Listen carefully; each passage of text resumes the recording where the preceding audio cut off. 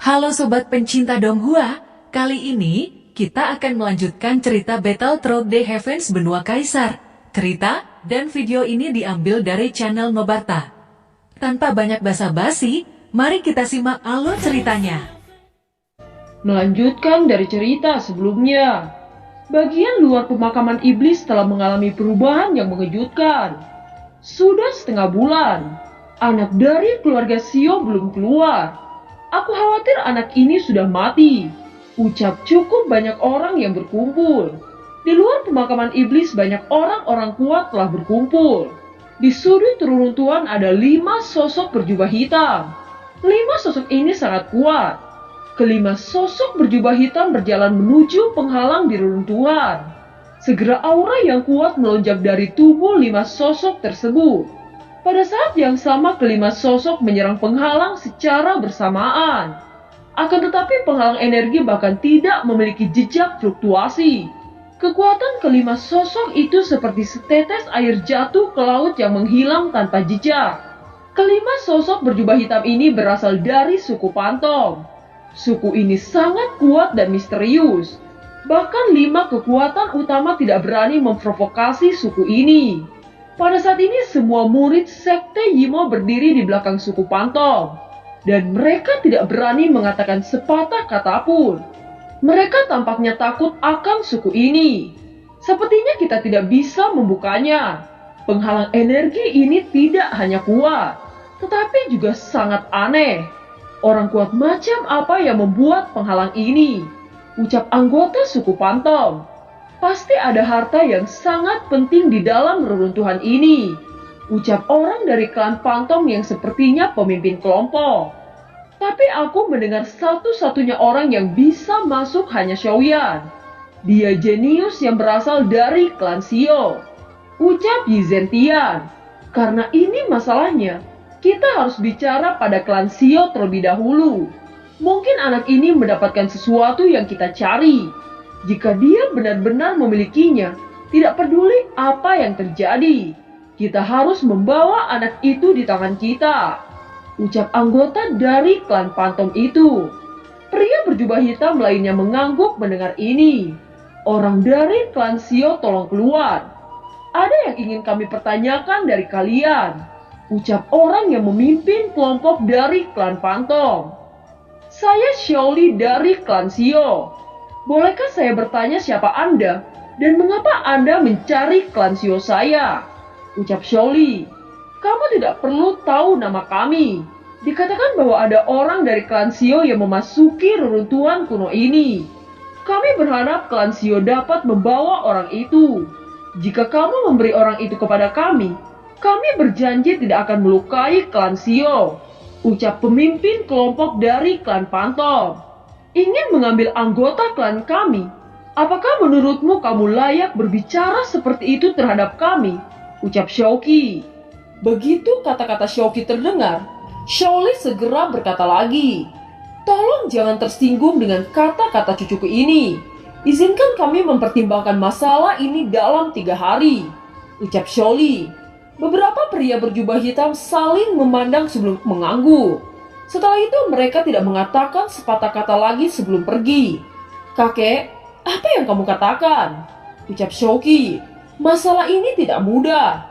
Dari apa yang aku rasakan, kekuatan mereka sangat mengerikan. Sebaiknya kamu tidak membuat masalah." Ucap Xiaoli. Kenapa pria itu menargetkan Xiaoyan? Sebenarnya apa yang mereka incar? Gumam Xiaoli. Xiaoli melambaikan tangannya, menggelengkan kepalanya tanpa daya dan berjalan menuju kerumunan orang-orang klan Shio. Pada saat ini semua penatua klan Shio berkumpul dan Xiaoli menceritakan tentang kejadian sebelumnya. Ketika Xiaolong mendengar orang asing ingin mengambil Xiaoyan dari klan Shio, seketika dia menolak tidak peduli masalahnya. Terlebih lagi jika Xiaoyan benar-benar mendapatkan harta di pemakaman iblis, menyerahkan Xiaoyan tidak berbeda dengan membuang harapan munculnya kaisar tertinggi Douxian. Pandangan Xiaolong menyapu banyak tetua. "Saya memiliki pendapat yang berbeda," ucap penatua keempat yang bernama Xiao Wutian. Ketika 5 pria berjubah hitam ingin memecahkan penghalang sebelumnya, Adakah yang bisa merasakan kekuatan mereka? Penatua kedua, kamu yang terkuat di antara kita. Kamu bisa merasakan kekuatan kelima orang itu, ucap Xiao Wutian. Xiaoli menggelengkan kepalanya tanpa daya. Bahkan penatua kedua tidak bisa merasakan kekuatan mereka. Aku pikir kekuatan mereka setidaknya Kaisar bintang 4. Dan aku merasa salah satu dari mereka lebih kuat dari 4 lainnya. Jika kita tidak menyerahkan Xiaoyan, bisakah kita berurusan dengan 5 orang ini? Ucap Xiao Wutian. Sebaiknya kamu diam. Berkat muridmu yang baik membawa 5 orang itu. Meskipun orang itu lebih kuat, aku tidak peduli dan tidak akan mengizinkan menyerahkan Xiaoyan. Ucap Xiaolong. Apakah kamu memahami situasinya? Apakah kamu pikir keluarga kita dapat berurusan dengan Kaisar bintang 4 atau bahkan lebih? Hanya untuk satu orang, apakah kita harus membayar harga mahal? Apakah kita harus mengorbankan kelangsungan hidup klan demi Xiaoyan? Siapakah yang lebih penting antara klan atau Xiaoyan? Apalagi Xiaoyan belum memasuki klan. Saya pikir lebih baik menyerahkan Xiaoyan. Ini adalah satu-satunya cara. Ucap Xiao Wutian. Para penatua mengarahkan pandangan mereka pada Xiaoli. Pada saat ini Xiaoli berpikir dengan hati-hati bagaimana menangani masalah ini. Sebagai orang yang bertanggung jawab atas klan Xiao, Xiaoli jelas tahu bahwa ini adalah peristiwa besar yang berkaitan dengan klan Xiao di masa depan. Seperti yang dikatakan Xiaolong, kenaikan klan Xiao di masa depan tidak lepas dari Xiaoyan. Di mata Xiaoli, Xiaoyan adalah jenius yang brilian. Tetapi jika mempertahankan Xiaoyan, akan ada harga yang harus dibayar. Kekuatan dari 5 orang itu ditambah dengan kekuatan di belakang mereka, klan Xiao mungkin benar-benar dihancurkan. Sebuah pikiran melintas di benak Xiaoli. Tiba-tiba dia mengingat sesuatu. Xiaolong, ikuti aku, ucap Xiaoli. Setelah itu Xiaoli bergegas ke sisi samping bersama Xiaolong. Dia berkata lagi, aku mendengar bahwa Kaisar Ming memberi kompas ke Xiaoyan kan? Tanya Xiaoli. Ketika Xiaolong mendengar kata-kata itu, tiba-tiba ada kilatan di matanya. Kenapa aku tidak memikirkannya? Ucap Xiaolong segera mengangguk. Para penatua melihat situasi di sisi Xiaoli dan Xiaolong. Namun mereka sedikit bingung apa yang sedang mereka diskusikan. Xiao Wutian mengurutkan kening. Dia adalah penatua klan Xiao yang memiliki niat untuk menyingkirkan Xiaoyan. Setelah beberapa saat Xiaoli dan Xiaolong berjalan kembali. Xiaoli melirik para penatua dan berkata, aku tiba-tiba memikirkan sesuatu mengapa pria berjubah hitam ingin kita menyerahkan Xiaoyan. Jika saya menebak, ini karena ada sesuatu yang mereka incar dari reruntuhan ini. Dan juga ketika Xiaoyan memasuki reruntuhan, tiba-tiba penghalang menutupi reruntuhan ini. Saya pikir ada orang kuat yang meletakkan penghalang ini untuk melindungi Xiaoyan. Kekuatan orang ini sangat mengerikan, bahkan 5 berjubah hitam itu tidak mampu memecahkannya. Ucap Xiaoli. Walau demikian, siapa yang akan menjamin bahwa orang misterius yang bersama Xiaoyan bisa menyelesaikan masalah ini? Terlebih lagi itu hanyalah tebakan acak dan tidak ada yang pasti. Ucap Xiao Wutian. Jangan khawatir, aku tidak mengatakan aku tidak menyerahkan Xiaoyan. Masih ada waktu 3 hari bukan? Mari kita tunggu dan lihat apa yang terjadi. Dan buat keputusan 3 hari ke depan. Saya akan membentuk tim pertahanan jika terjadi kecelakaan. Wutian, kamu tetap di sini selama 3 hari ini. Tidak peduli apa hasilnya, kamu dapat memutuskan semuanya. Ucap Xiaoli. Kegembiraan muncul di wajah Xiao Wutian. Dia memutuskan 3 hari kemudian, bukankah itu berarti dia bisa menyerahkan Xiaoyan? Setelah Xiaoli berbicara, dia memberi perintah pada Xiaolong. Pergi dan bawa Kier. Aku akan menemui Kaisar Ming. Scene berganti. Di ruang berwarna darah di atas langit perlahan-lahan mulai muncul petir gelap. Itu adalah fenomena yang disebabkan oleh peningkatan kekuatan Xiaoyan. Xiaoyan telah menyerap roh-roh jahat selama beberapa hari dan kekuatannya telah meningkat pesat. Api warna-warni di tubuh Xiaoyan juga mengalami perubahan besar. Sinar api kuning pucat lahir di antara api warna-warni berulang kali. Meridian yang awalnya kecil perlahan-lahan menjadi besar. Selama periode waktu ini, Shaoyan terus-menerus menyerap roh-roh jahat. Kekuatan Shaoyan sekali lagi melonjak ke puncak Kaisar Bintang 2 dan bencana Kaisar juga mengikuti. Ini adalah kedua kalinya Shaoyan menghadapi bencana petir. Kali ini Shaoyan telah mencapai Kaisar Bintang 2 tahap menengah. Namun darah iblis di ruang ini telah mengering. Shaoyan jelas tidak puas dengan hasil seperti itu. Hahaha, anak kecil, apakah kamu tidak puas? Ayo pergi, aku merasakan ada sesuatu yang harus ditelusuri, ucap Zanlao. Mendengar kata-kata Zanlao, Shaoyan dengan cepat terbang. Sekitar 1 jam kemudian, tiba-tiba terlihat sebuah istana yang megah tidak jauh di depan Shaoyan. Tiba-tiba kekuatan besar meletus dari pintu dan melemparkan Shaoyan. Apa kekuatan barusan? Ucap terkejut Shaoyan. Gunakan roh jahatmu, ucap Zanlao. Shaoyan mengangguk dan mengepalkan tangannya. Roh jahat berubah menjadi cahaya merah dan menuju pintu istana. Roh jahat benar-benar bisa masuk, ucap terkejut Shaoyan setelah melihat ini. Begitu roh jahat masuk, suara teredam terdengar dan segel pada pintu langsung hancur. Setelah segel itu hancur, tubuh roh jahat tiba-tiba meledak menjadi kabut darah. Bahkan kekuatan Kaisar Bintang 3 tertindas seperti itu. Kekuatan macam apa yang ada di dalam istana ini? Ucap terkejut Shaoyan. Shaoyan mengamati dengan cermat dan dia tiba-tiba menemukan sebuah tulisan dari sisi pintu yang bernoda darah. Bukan sukuku mati, bukan keluargaku binasa. Setelah membaca 2 teks itu, Shaoyan dan Zanlao akhirnya mengerti. Dibutuhkan darah iblis dan keluarga kerajaan untuk memasuki istana ini.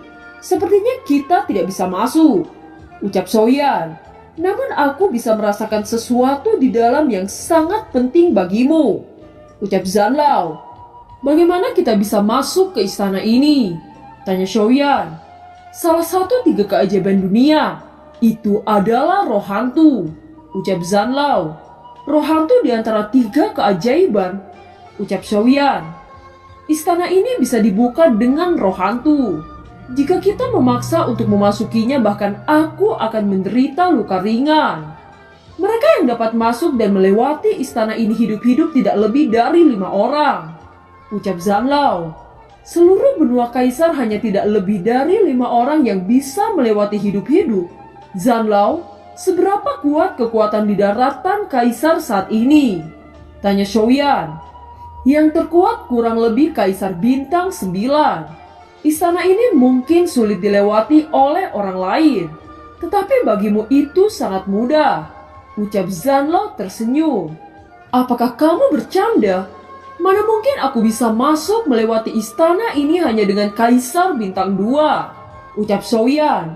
Tentu saja kamu bisa.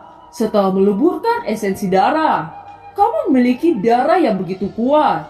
Sekarang darah yang mengalir di tubuhmu adalah garis keturunan suku iblis, ucap Zanlao. Kalau begitu, aku akan mencobanya, ucap Shaoyan.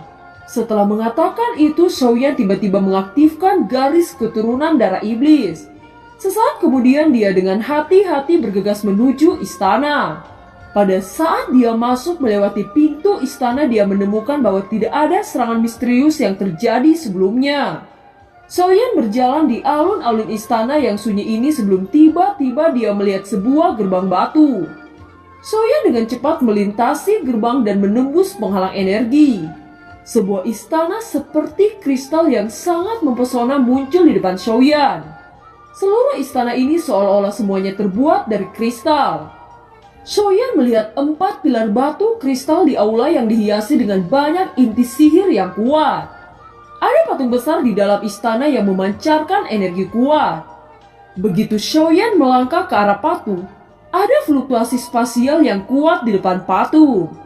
Tiba-tiba Shaoyan dikejutkan dengan kemunculan sosok ilusi yang sangat kuat dari patung misterius itu. Aku sudah lama menunggumu. Aku tidak menyangka kekuatanmu hanya bintang 2, ucap sosok itu kepada Shaoyan. Senior, junior ini tanpa sengaja masuk ke tempat ini. Jika saya telah mengganggu Anda, tolong untuk memaafkan saya, ucap Xiaoyan. Jangan takut, aku tidak akan menyakitimu.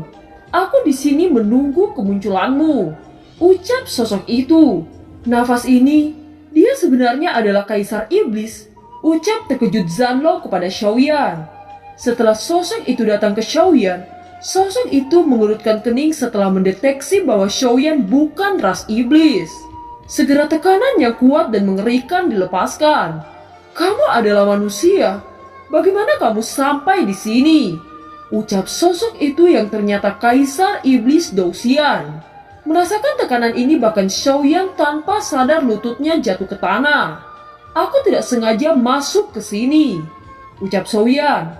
Tidak sengaja masuk ke sini mengandalkan kekuatan Kaisar Bintang 2, ucap Kaisar Iblis Douxian.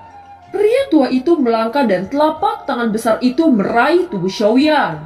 Tiba-tiba kekuatannya yang besar berangsur-angsur tenang. Segera dia tersenyum saat berkata, "Hahaha, bocah kecil, sebenarnya kamu memiliki darah iblis di dalam tubuhmu. Ini benar-benar bisa dikatakan keberuntunganmu. Aku telah menunggu orang yang tepat. Cepat ikuti aku," ucap Kaisar Iblis Douxian berbalik. Melihat ini, Xiaoyan sangat bingung dengan sikap orang tua ini. "Tenang, kamu akan mengetahuinya nanti," ucap Zanlou. Pria tua itu memegang tangannya dan berkata, "Kamu adalah ras manusia tetapi kamu memiliki darah iblis. Ini harus dikatakan sebagai berkahmu. Dan kamu bisa datang ke sini karena nasib kita. Aku akan memberimu keberuntungan lagi," ucap Kaisar Iblis Douxian. Pria tua itu menuju ke kolam darah dan kemudian berkata, "Meskipun kamu memiliki darah iblis, tetapi darah iblismu terlalu lemah. Latihan di kolam darah ini dapat meningkatkan darah di tubuhmu. Masuklah, tetapi Anda bisa berlatih paling lama selama beberapa jam," ucap Kaisar Iblis Douxian. Segera Xiaoyan melepas bajunya dan melompat ke kolam darah. Xiaoyan terkejut bahwa setelah dia melompat ke kolam darah, dia tidak merasakan pengikisan seperti terakhir kali. Xiaoyan tidak berpikir bahwa kolam darah iblis ini tidak bisa menekannya. "Bocah, siapa namamu?" tanya Kaisar Iblis Douxian. "Junior adalah Xiaoyan," ucap Xiaoyan. "Apakah kamu tahu siapa aku?" ucap Kaisar Iblis Douxian. "Bisakah Anda memberitahuku?" ucap Xiaoyan. "Aku adalah Kaisar Iblis Darah yang hidup dalam puluhan ribu tahun yang lalu," ucap Kaisar Iblis Douxian. Meskipun Xiaoyan sudah tahu tentang bencana kuno, dia masih merasa antusias ketika dia mendengar dari orang tua itu. Dia hampir tidak bisa membayangkan bahwa orang yang menjadi legenda yaitu Kaisar Douxian berada di sini. "Kenapa Anda berada di sini?" tanya Xiaoyan. "Hahaha, tentu saja aku ingin keluar. Namun dalam bencana itu aku telah jatuh. Dan sekarang aku saat ini hanyalah sisa jiwa. Saya telah berada di sini selama puluhan ribu tahun hanya untuk menunggu seseorang membantu saya menyelesaikan satu hal. Anda adalah orang yang akan membantu saya," ucap Kaisar Iblis Douxian. Selama bencana kuno, Kaisar Roh Douxian ini mengalahkan iblis yang tak terhitung jumlahnya. Dan ini adalah tempat untuk mengubur iblis-iblis itu. Ras iblis memiliki jiwa yang sangat kuat. Meskipun mereka telah jatuh, namun jiwa-jiwa itu belum hilang. Demi kebangkitan suku iblis, mereka para pejuang di masa lalu yang berada di makam iblis ini rela mengekstrak darah mereka. Kemudian kolam darah ini bisa membuat pewaris mereka mencapai tingkatan yang tertinggi, atau yang disebut Douxian. Persyaratan bahwa orang-orang yang bisa masuk ke istana ini harus memiliki garis keturunan darah yang sangat kuat, karena mereka secara alami akan menjadi ahli waris. Tanpa diduga yang datang adalah manusia dan itu hanya bisa dianggap sebagai takdir. "Bagaimana Anda tahu bahwa akulah yang kamu tunggu?" ucap Xiaoyan. "Kamu adalah manusia, tetapi kamu memiliki darah iblisku. Dan darah ini masih bisa menahan paksaan atas darah bangsawan. Tentu saja kamu adalah orang yang kutunggu. Berendam di kolam darah ini karena takdir kita. Bisa dibilang bahwa ini juga merupakan berkah yang kuberikan kepadamu. Apakah kamu bersedia membuat kesepakatan? Ucap Kaisar Iblis Dosian. Tolong beritahu saya sepakatan apa yang penatua maksud. Ucap Soyan. Kurasa mungkin kamu mencari roh hantu bukan? Ucap Kaisar Iblis. Mendengar roh hantu, Soyan sedikit terkejut. Pada awalnya Soyan tidak tahu bahwa ada roh hantu di kedalaman pemakaman iblis ini. Dia awalnya hanya datang untuk menyerap sebagian kecil kabut darah iblis. Kemudian Zanlo mengatakan bahwa dia merasakan roh hantu di sana. Dan akhirnya Soyan datang ke sini. Kaisar Iblis Dosian tiba-tiba mengeluarkan token berwarna merah. Dia berkata, ini adalah Blood Demon Order yang dapat memerintah seluruh klan iblis dan tidak berani membantahnya. Ucap Kaisar Iblis Dosian. Dikatakan bahwa generasi pertama iblis menyembunyikan kekuatan misterius yang dapat memerintah seluruh klan iblis. Pada saat malapetaka klan iblis tersebar dan Blood Demon Order menghilang karena jatuhnya Kaisar Iblis. Karena menghilangnya Blood Demon Order, klan iblis saat ini tersebar menjadi beberapa cabang. Dan film pun berakhir. Terima kasih telah menyimak dari awal sampai akhir ya. Sampai jumpa.